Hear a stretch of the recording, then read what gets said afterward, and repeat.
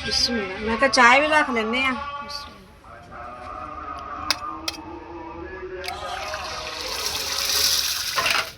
माशाल्लाह खाना खा लिया, सहरी हो गई। अस्सलाम वालेकुम प्यारे बहन भाई, क्या हाल चाल थोड़ा? अल्लाह ताला खुश रखे, आबाद रखे। जो बहन भाई परेशान, अल्लाह पाक सब दी परेशानियां दूर करे। जो बीमार ने अस्पतालों घरां अल्लाह पाक तंदुरुस्ती सेहत वाली लम्मी जिंदगी देवे। जिन्हां दी औलाद नहीं अल्लाह ताला नेक साली औलाद देवे। जो रोज़ी रिज़्क वास्ते कारोबार वास्ते परेशान ने अल्लाह पाक उन्हां वास्ते आसानियां पैदा करे। और जी असीं नेक दुआने का आगाज़ करते हैं जी। और माशाल्लाह जी अज पहला रोज़ा है, पहली सहरी है जी। सब नूं पहली सहरी बहुत बहुत मुबारक। और मैं बनाने लगी सहरी और गैस आ गया जी, 3 बज गए ने। और बच्चों को उठाने जी। आटा मैं रात ही गुन के रख लिया सी, क्या अगर सुबह देर भी होगी तो आटा गुन्या आएगा, रोटी बनाने थोड़ी जी आसानी हो जाएगी। और राती फिर इतने भी बल्ब लाया है और थोड़ी जी लाइट की ना सैटिंग की है। तो कमरे में बल्ब बहुत छोटा है और इतने भी कुछ न्हेरा ही है, इन्नी ना लाइट की रोशनी नहीं है। बस बनानी है जो इतने खाना साढ़ा किचन है, सामने बल्ब लाया है, एक तो इधर लगा है। जो मेरे न्हेरा आ रहा होना थोड़ा थोड़ा ना, समझ नहीं आ रही कि बल्ब किवें लाइए जड़ा चानन होवे ना इत्थे, इस तरह करके। चलो अज तो सहरी बनाने आ, सुबह देखते हैं कोई लाइट का सिस्टम सही करते हैं।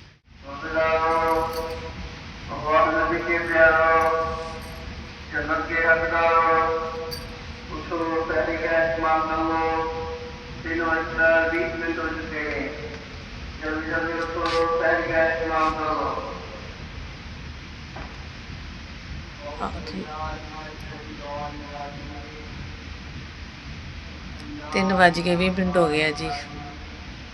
मौलवी कह रहा जल्दी जल्दी सहरी बना लो और रोज़ा रख लो।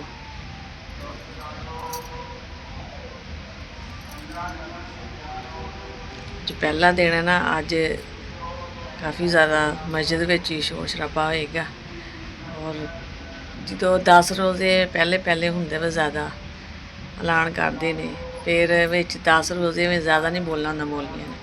फिर जो एंड वाले 10 रोज़े रह जाते ना, फिर मौलवी जोर लाते हैं। अज तो वैसे ही माशाल्लाह पहला रोज़ा है, अज तो हर घर च रौनक है। कोई बोलते पे ने और मैं पीढ़ी वगैरह कर लवां, बच्चों को उठा रही, उठते नहीं पे।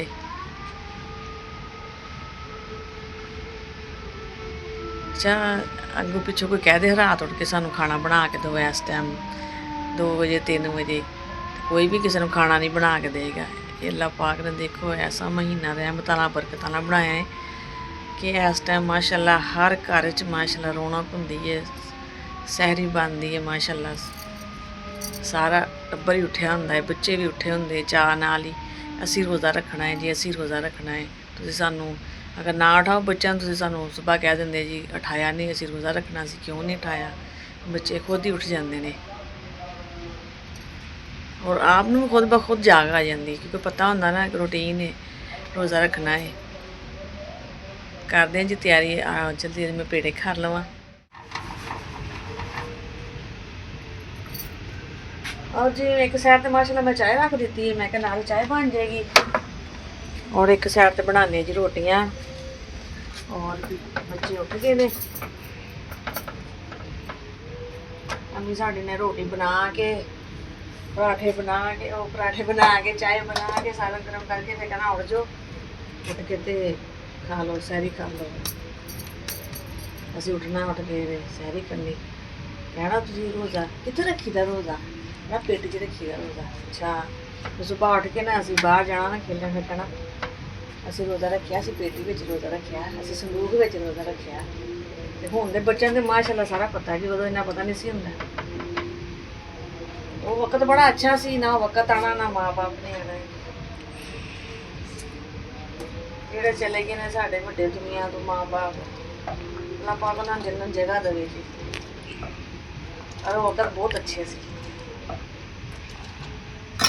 जी तवा होवे गरम, अज तो गुजारा करदे इन्नी क लाइट दे नाल, इन्नी रोशनी नहीं है। सुबह कोई सैटिंग सही रखना नहीं।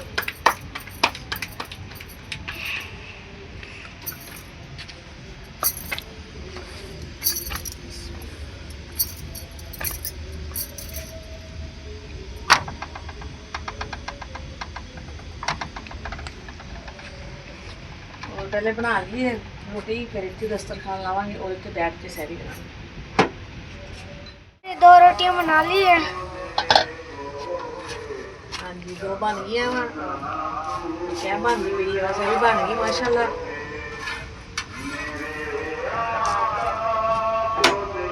मोल भी नाता पड़ा गया है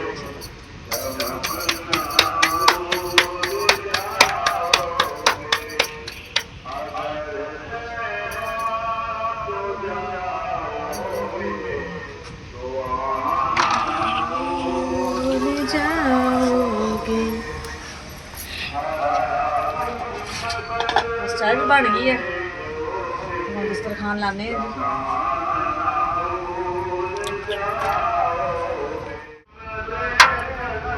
और जी हम बना लगी अंडा।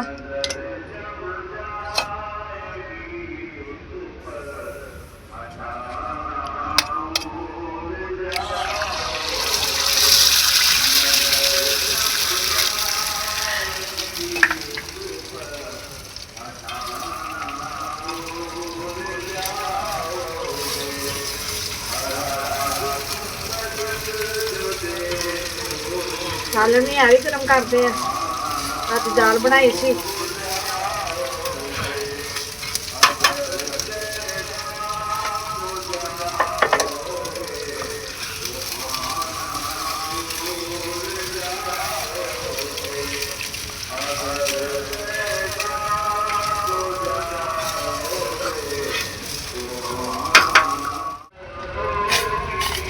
और जी हम मैं करती भी दाल गरम, दाल बनाई सी रात को, मैं भी गर्म कर लवा। और मैं तो 4 पाई डाली है जी, मैं इतने बैठ के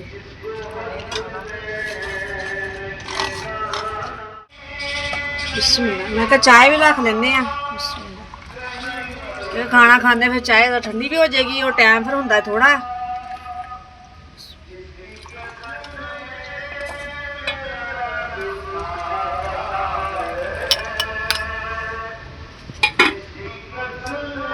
जिसने करनी है जी साढ़े नाल सैरी माशाल्लाह। ये अंडा, दाल, पराठा।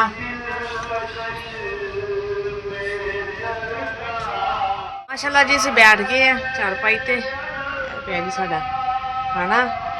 जिस बहन भाई ने सैरी करनी है जी साढ़े नाल आके कर सकता है। और यह बैठा जी मुनीब, सर्दी लगन दी है? हाँ जी। अज ना हल्की हवा चलन दी है ना, तो सर्दी है, इस टाइम सर्दी होंदी है जी।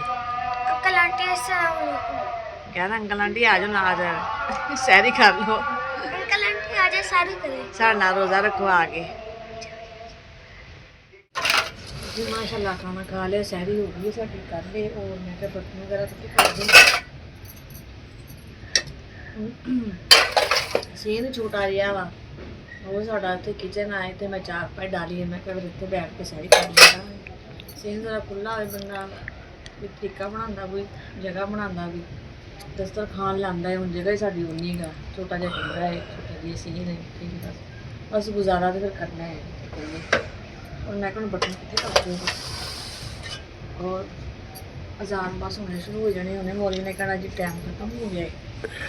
बर्तन धो के और पढ़ते हैं नमाज। और अल्लाह पाक का बड़ा करम है जी, शुक्र अल्लाह पाक ने सानू फिर एक दफ़ा मौका दिता है जी, अल्लाह पाक ने जिंदगी दी है कि असीं माशाअल्लाह रमज़ान दे विच फिर रोज़े रख रहे हैं। शुक्र मेरे मालक की ज़ात है कि अल्लाह पाक खैर दे लिया भी तो खैर दे अल्लाह पाक निगाह, अल्लाह पाक सब पे अपनी रहमत करे। सब अल्लाह ताला अपनी ईमान च रखे अपनी रहमत के सदके। और पहले बर्तन धो लेने, बस टाइम खत्म होने वाला है कि जिवें अजान होएगी फिर नमाज पढ़ते हैं जी। और जी आपको देख रहे हैं। हाँ जी उमर उठ गया, मैं अंदर आई तो वो उठ आया सी। हाँ जी उमर ने रोज़े रखने सी, रोज़े रखने सी उमर ने बड़े पासे जाने सी। आज फिर चाय पी लो, रोटी खा लो, दूध पी लो, ते रोज़ा रख लो हैं। तुसीं भी रोज़ा रखना सी? तुसीं कित्थे रखना सी? पेट च कि संदूख च? कित्थे रखना है? तुसीं डब्बे च रख लो हैं, सही है। डब्बे जहाँ से लाइट बल रही है उसको देख रहा है, उसको देख रहा है। मुंह बंद डब्बे में रोजा रखना है। हमने तो पेटी में रखा था ना, इसलिए डब्बे में रखना है। चलो दूध पीना है आपने, बिस्मिल्लाह। ਓਏ ਵਿੱਚ ਮਿਲਿਆ, ਖੁਸ਼ ਹੋ ਗਿਆ, ਖੁਸ਼ ਹੋ ਗਿਆ। ਹੱਥ ਤੇ ਕੱਢੋ। ਇਹਨੇ ਦੀ ਉਮਰ ਨੂੰ ਫਿਲਟਰ ਬਣਾ ਕੇ उम्रे जवाना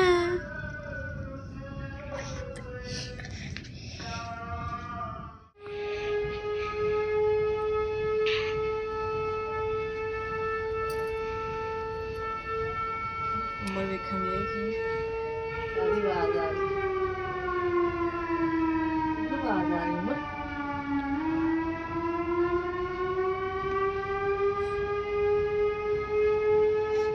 ਰੋਜ਼ ਦਾ ਟਾਈਮ ਖਤਮ ਹੋ ਗਿਆ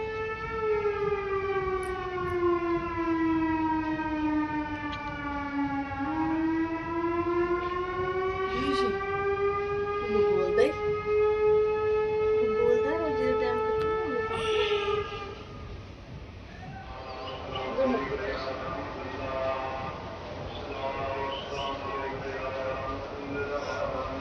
और जी माशाल्लाह रोजे का टाइम खत्म हो गया है सारी का और अजान शुरू हो गई अजान होएगी फिर नमाज पढ़ेंगे जी मुझे बोल पे